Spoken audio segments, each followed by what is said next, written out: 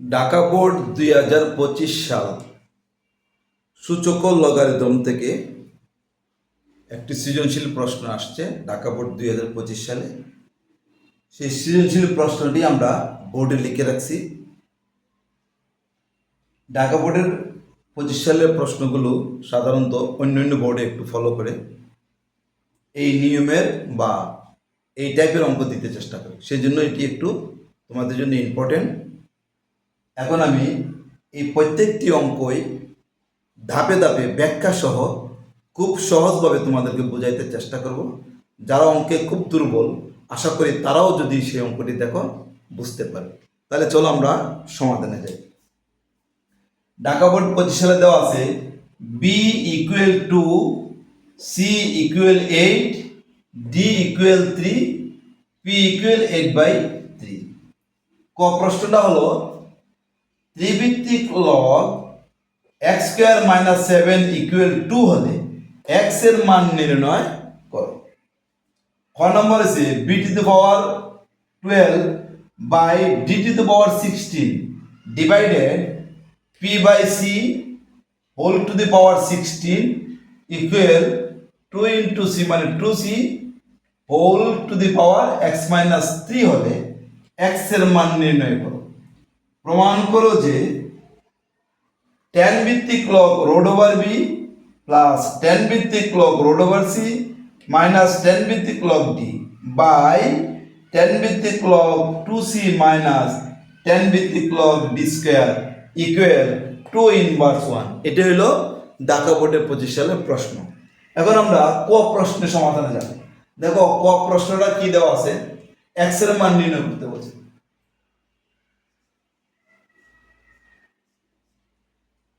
দেওয়া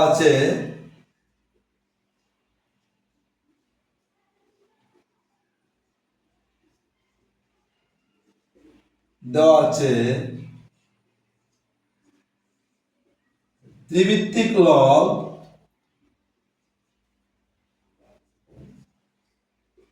x square minus 7 equal 2। এটা দেওয়া আছে আমার প্রশ্নে, এটুকু দেওয়া আছে।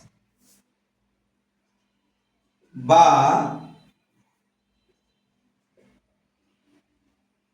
আমি এটাকে এখন কি করতে পারি, এই দেখো ত্রিভিত্তিক log x square minus 7 equal 1। এটা আমরা লগারিদমের সূত্র থেকে আমরা সূচকীয় আকারে লগারিদমের আকার থেকে আমরা সূচকীয় আকারে প্রকাশ করব। একটা সূত্র হলো সূচকীয় আকারে লগ a ভিত্তিক লগ n ইকুয়াল x।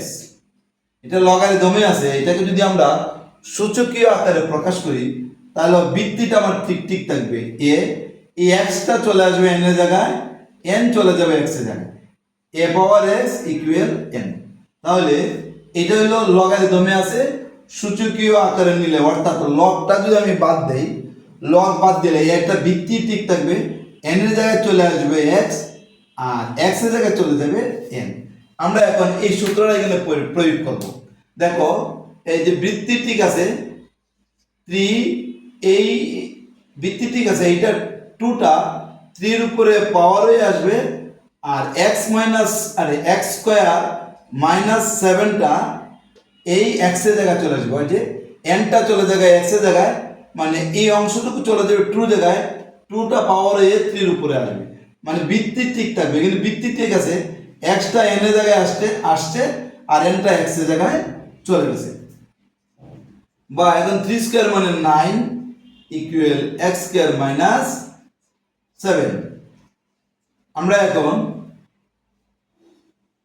এই x স্কয়ার ঠিক থাকবে, ডান দিকে থাকবে মাইনাস করে, আচ্ছা আমি পুরাটা চেঞ্জ করে দিলাম, সমানের ডান দিকে সবগুলো সংখ্যা বামে আর বামের সবগুলো সংখ্যা ডান দিকে নিলে চিহ্ন পরিবর্তন হবে না। তাহলে x স্কয়ার মাইনাস 7 ইকুয়াল 9। আমি 7টাও প্লাস করে আনতে পারতাম, 9 কি করছি x স্কয়ার মাইনাস 7 সম্পূর্ণ নিয়ে আসছি বামে আর 9টি নিয়ে গেছি ডান দিকে। এখানে আমি লিখি বা x square equal to 9, 7 minus 7 আছে, এটা প্লাস হয়ে যাবে। দেখি অনেকে আবার প্রশ্ন করতে পারো যে -7টা বামে আসলে প্লাস হবে না কেন? কারণ আমি ডান দিকের সম্পূর্ণ রাশিটা বামে নিয়ে আসছি, আর ডান দিকের সম্পূর্ণ রাশিটা ডান দিকে নিয়ে গেছি, সেজন্য চিহ্ন আর পরিবর্তন করার প্রয়োজন পড়ে নাই। তাহলে বা x² ইকুয়াল 9 আর 7 যোগ করলে কত হয়? 16। বা x² এখানে লেখো 4² 4 4 16। তাহলে এই পাওয়ার পাওয়ার বাদ, হ্যাঁ, অতএব x = 4। এটাই হলো আমার এই x এর মান। আমি এখানে লিখবো নির্ণয় মান,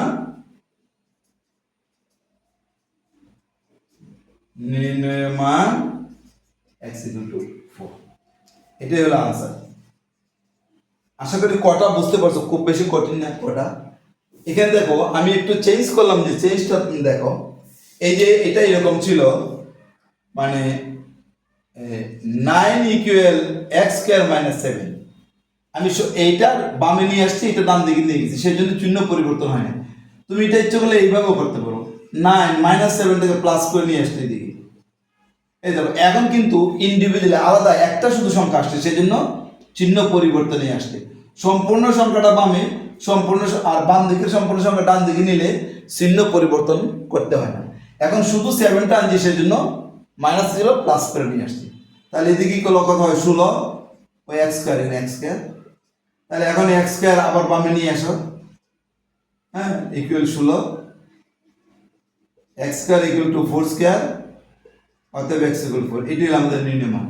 এটা তুমি বুঝলে যে কোনোভাবে তুমি করতে পারবে। এগুলো বেসিক অবশ্যই তোমরা ভালোভাবে শিখবা। বেসিক যদি না শিখো তাহলে অঙ্কে বুঝতে একটু অসুবিধা হয়।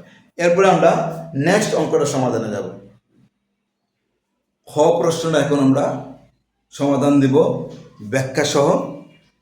তাহলে তোমরা আশা করি এটাও বুঝতে পারবে। আমি b = 2, c = d, d = 3, p = 8/3 লিখে রাখছি, প্রদত্ত রাশিটাও লিখে রাখছি। এখন শুধু আমি b জায়গায় b মান বসাই দেব। দেখো মান বসাই, b এর মান কত? 2 টু দি পাওয়ার 12। d এর মান কত? d এর মান হলো 3 to the power 16 divided p এর মান কত? 8/3 8/3। c এর মান কত? c এর মান হলো 8 ব্র্যাকেট পাওয়ার 16 ইকুয়াল 2 ইনটু c এর মান কত? 8। x এর কোনো মান নাই, 3। আমাকে x এর মান নির্ণয় করতে বলছে এখানেও বলছিল x এর মান নির্ণয় করো, কত বলছে x এর মান নির্ণয় করো, x এর মান নির্ণয় করো, x এর মান নেই।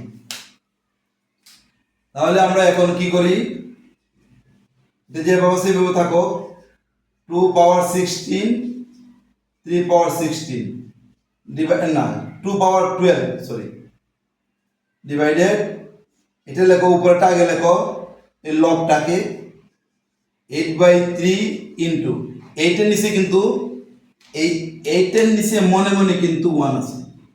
তাহলে 8/3 হচ্ছে লবে, 8/1টা হচ্ছে হরে। তাহলে লবটা কোনো পরিবর্তন হবে না, লবটা যেভাবে সেইভাবে থাকে, 8/3 হবে। আর 8/1টা কি করবে? 1টা উপর উঠে যাবে, 8টা নিচে নামবে। তাহলে এই যে 8টা নিচে নেমে গেছে, 1/1টা উপরে উঠে গেছে, এটা হলো 16 পাওয়ার 16। এখন 8 দুগুণে 16, এটা পাওয়ার হলো x - 3। দেখো এখন আমাদের এখানে এই 8 প্লাস 8, আরে উপরে 8 আর নিচে 8 কাটা যায়, কাটা গেলে কি থাকে? 2 to the power 12 3 to the power 16 divided 1/3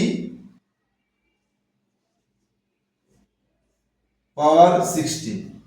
এই 8 কাটা 1/3 হলো, পাওয়ার 16 হলো। এখানে হলো 16 পাওয়ার x - 3। আমরা এটা এখন পাইলাম গুণটুন করে। এরপরে কি করব? এই ভাগটাকে, এটা তোমরা অনেকেই জানো, এরকম ভাগ থাকলে গুণ চিহ্ন দিয়ে নিচে যে ভগ্নাংশ থাকে ভগ্নাংশ লবটা হরে চলে যায়, হরটা লবে নিয়ে আসি। তাহলে এখন আমরা এটাকে এই ডিভিশনটাকে আমরা গুণ চিহ্ন দিয়ে আমরা কি করব, এটাকে আগে পাওয়ারটাকে আমরা পরিবর্তন করি। দেখো কিভাবে, 1/3 পাওয়ার 16, অর্থাৎ এই 16টা 1 এর উপর আছে, 3 এর উপরে আছে। তাহলে 1/3 এরকম 16টা, এরকম 1/3 হচ্ছে 16টা। তাহলে 16টা 1 এ গুণ করলে কিন্তু 1ই হবে, আর 16টা 3 এ গুণ করা দরকার নেই, আমরা 3 টু দি পাওয়ার 16 রেখে দেব। অর্থাৎ এই অংশটুকু আমি আবার একটু ডিটেলস বলি। এই অংশটুকু 1 to the power 16, 3 to the power 16 আলাদা করতে পারো। 1 to the power 16 by 3 to the power 16, তাহলে 1 টু দি পাওয়ার 16 মানে 1 16টা, 1 16টা গুণ করলে কিন্তু 1 16টা গুণ করলে কিন্তু 1ই হবে। আর 3 আর 16টা গুণ করবো না, এটা 3 টু দি পাওয়ার 16 আমরা যেভাবে আছে পাওয়ার এইভাবে আমরা রেখে দেব। আমি একটু উপরে যাব।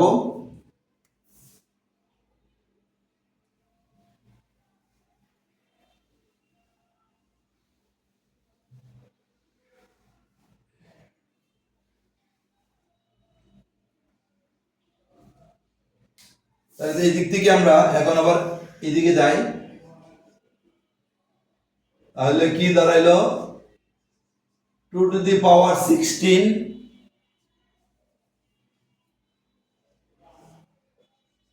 2 to the power 16 by, না sorry, 2 to the power 12, 3 to the power 16, হ্যাঁ, ডিভাইডেড আমরা 1 টু দি পাওয়ার 16 এর 1ই হয়, 3 টু দি পাওয়ার 16 রেখে দিলাম। অর্থাৎ 1/3 টু দি পাওয়ার 16 যদি হয়, তাহলে 1 এর উপরও 16 আছে, 3 এর উপরেও 16 আছে। তাহলে 1 16টা গুণ করলে 1 হবে, আর 3 16টা গুণ করার দরকার নাই, এটা আমরা এইভাবে পাওয়ার রেখে দেবো, কারণ এই যে এদিকে যেহেতু 3 টু দি পাওয়ার 16 আছে, তো সেই জন্য আমরা লিখছি 1/3 to the power 16, 2 to the power 12 by 3 to the power 16। এই বাঘকে যখন গুণ চিহ্ন দিব তখন হরটা লবে যাবে, লবটা হরে যাবে। তাহলে 3 টু দি পাওয়ার 16টা উপরে উঠে যাবে, 1টা নিচে যাবে। আচ্ছা, এদিকে ডান দিকের অংশটা আমি লিখি নাই, ডান দিকের অংশটা লিখি নেই, এই অংশটুকু ইকুয়াল 16 পাওয়ার x মাইনাস 3 ইকুয়াল 16 পাওয়ার x মাইনাস 3 আমরা পেলাম। এখন দেখো আমার 3 to the power 16, 3 to the power 16 কাটা যায়, অবশিষ্ট কি থাকে 2 টু দি পাওয়ার 12। ও আমার যেহেতু এইদিকে সমান চিহ্ন আছে, তাহলে এইদিকে আমার সমান চিহ্ন দেওয়া যাবে না, বা লিখতে হবে, বা আগের অংশগুলো বাদ দিছি কিনা জানি না, খেয়াল নেই। তোমরা যেহেতু মধ্যখানে বা চিহ্ন আর সমান চিহ্ন আছে, বাম দিকে বা দিয়ে দিও। এর আগে লেখাটাকে আমি বা দেই কি নাই মনে নেই, তোমরা বা দিয়ে আসবে, যেহেতু এইদিকে সমান চিহ্ন আছে। তাহলে আমরা এখন বাকি রইল কি, কাটাকাটি করার পর 2 to the power 12 equal 16 two the power x minus 3। এখন আমাদের যেহেতু এইদিকে 2 টু দি পাওয়ার 12 আছে, তাহলে 16কে আমরা 2 টু দি পাওয়ার করবো, অর্থাৎ 16কে আমরা উৎপাদক করবো মৌলিকত ধর, 8 দুগুণে 16, 7 দুগুণে 8, 2 দুগুণে 7, তাহলে 2 ঘটে এলো 4টা। আমরা 16কে 2 টু দি পাওয়ার 4 লিখতে পারি, বা 2 পাওয়ার 12 into 2 to the power 4 bracket x minus 3। তাহলে এটাও পাওয়ার, এটাও পাওয়ার, পাওয়ারে কিন্তু এখন গুণ হয়ে যাবে, 2 পাওয়ার 12 ইন্টু 2, 4 এর x এ গুণ করলে হয় 4x, 4 আর 3 এ গুণ করলে হয় 3 4 12, তাহলে 4x মাইনাস 12 পেলাম। এদিকে বৃত্তি কিন্তু একই রকম, দেখো এদিকে বৃত্তি 2, এদিকে বৃত্তি 2, বৃত্তি যখন একই রকম হয় এটা বাদ দিয়ে পাওয়ার সমান সমান পাওয়ার লেখা হয়।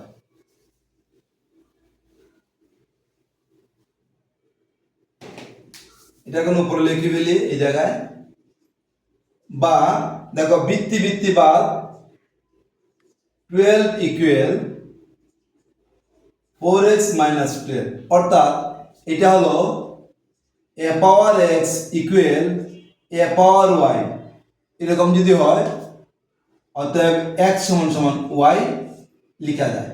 মানে বৃত্তি একই রকম, তাহলে বৃত্তি বৃত্তি ভাগ x ইকুয়াল টু y, বৃত্তি একই রকম বৃত্তি বৃত্তি ভাগ 12 ইকুয়াল টু 4x মাইনাস 12 আমি লিখলাম, বা 12 এই মাইনাস 12 বা বাম দিকে প্লাস করে নিয়ে আসি 4x, 12 যোগ করলে কত হয় 24 ইকুয়াল 4x। যেহেতু আমাকে x এর মান বাইর করতে হবে, তাহলে x টাকে আমার বামে নিয়ে আসতে হবে। তাহলে x টাকে যদি আমি বামে নিয়ে আসি তা কি দাঁড়ায়, দেখো নিয়ে আসি, সম্পূর্ণ এই ডান দিকের 4x সম্পূর্ণ এই দিকে আছে, তাহলে এটা বামে নিয়ে আসবো, 24 বাম দিকে আছে, ডান দিকে নিয়ে যাব। এটা ডান দিকে ছিল বামে নিয়ে আসছি, এটা বামে ছিল ডান দিকে নিয়ে আসছি। তাহলে ডান দিকের সবগুলো যদি বামে নেওয়া হয় আর বামের সবগুলো যদি ডান দিকে নেওয়া হয়, তাহলে চিহ্ন কোনো পরিবর্তন দরকার নেই, সেই জন্য চিহ্ন পরিবর্তন করে নিই, বা x ইকুয়াল টু 24/4, উপপক্ষে 4 দ্বারা ভাগ 424, অতএব x ইকুয়াল টু 6। আমাকে বলতে x এর মান নির্ণয় করো, নির্ণয় মান 6, আনসার 6। এটা হলো আমাদের খ প্রশ্নের সমাধান। এরপরে আমরা গ প্রশ্নের সমাধানে যাব। গ সমাধানে যাচ্ছি, গটা দেওয়া আছে, লিখলাম লেফট হ্যান্ড সাইড এত ইকুয়াল 2 ইনভার্স 1, এটাকে প্রমাণ করতে বলছি। প্রমাণ করে যে 2 ইনভার্স 1, তাহলে আমাদের কি কি দেওয়া আছে দেখো, দেওয়া আছে এখানে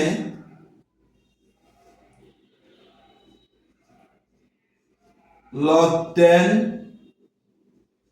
বির মান দেওয়া আছে 2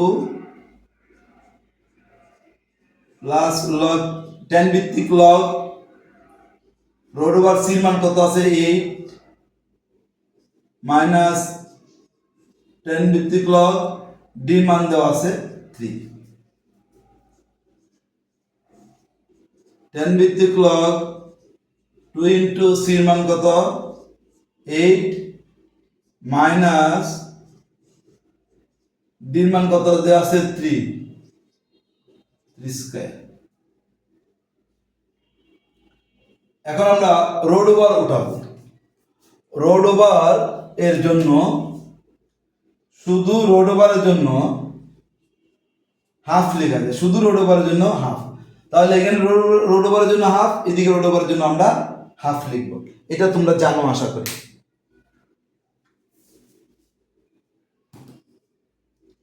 এখন লিখতেছি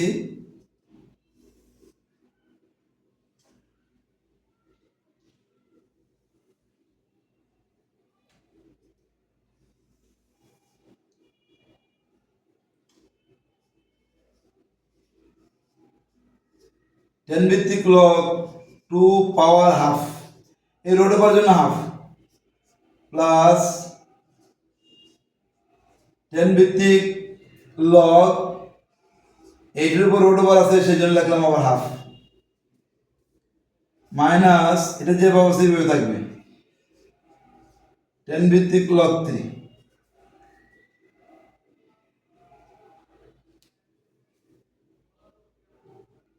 দেখো এখন কি লিখি, এটাকে গুণের সময় যোগ হয়, 10 ভিত্তিক log 2 প্লাস 10 ভিত্তিক log 8, গুণের সময় যোগ। আমাদের একটা সূত্র আছে লগের, লগের সূত্রটা হলো এরকম, log mn, sorry m into n, এটা গুণ, গুণের সময়টা লেখা হয় log m plus log n, এই সূত্রে লেখা হয়। তাহলে এখানে log এটা mn হলে log m plus log n, বৃত্তির কোনো কাজ নেই, বৃত্তি যে অবস্থায় বসে রয়েছে, 10 ভিত্তিক log 2 প্লাস 10 ভিত্তিক log 8, এই 2টাকে সামনে নিয়ে আসো, মাইনাস 2 log 10 ভিত্তিক log 2 ইন্টু 10 ভিত্তিক log 3। এখন এইটাও এই যে সামনে আসে, এটার জন্য একটা সূত্র আমাদের জানা দরকার। আসলে তোমরা হয়তো জানো, সূত্রটা হবে এরকম, এই a ভিত্তিক log m power r, a ভিত্তিক log m পাওয়ার r। তাহলে এই আরটাকে সামনে আনা যায় সর্বক্রমে r ইন্টু a ভিত্তিক log m। এটা সূত্র আমরা জানি। মানে সূত্রটা আবার আমি এগিয়ে একটু লিখি, a ভিত্তিক log m পাওয়ার r। তাহলে আরটা সর্বক্রমে নেওয়া আসা যায় r a ভিত্তিক log m। এইখানে আমরা কি করছি, এই 2টাকে সর্ববামে নিয়ে আসছি, তাহলে 2 ইন্টু 10 ভিত্তিক log 3 এই সূত্রের সাহায্যে নিয়ে আসছি।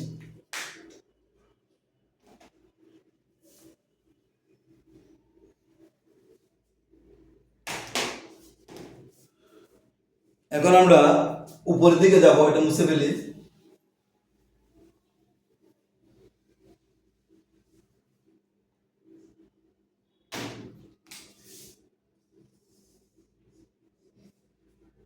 এখানে দেখো এই হাফটা ওই যে সূত্র দেখালাম, সূত্র সাহায্যে হাফটা সামনে চলে আসবে, হাফ 10 ভিত্তিক log 2, এই হাফটাও সামনে চলে আসবে, প্লাস হাফ 10 ভিত্তিক log 8 মাইনাস 10 ভিত্তিক log 3। আর নিচে যেগুলো আছে এইভাবে থাকবে, 10 ভিত্তিক log 2 প্লাস 10 ভিত্তিক log 8 মাইনাস 2 ইন্টু 10 ভিত্তিক log 3। এখন আমি যে হাফগুলো সামনে নিয়ে আসছি, এটা সূত্রটা হলো দেখো, a ভিত্তিক log m পাওয়ার r। এই আরটা সর্ববামে আনা যায়, এই যে r ইন্টু a ভিত্তিক log m, এটা আমরা কাজে লাগছে। এই যে এই হাফটা সামনে চলে আসছে, 10 ভিত্তিক log 2, ঠিক আছে।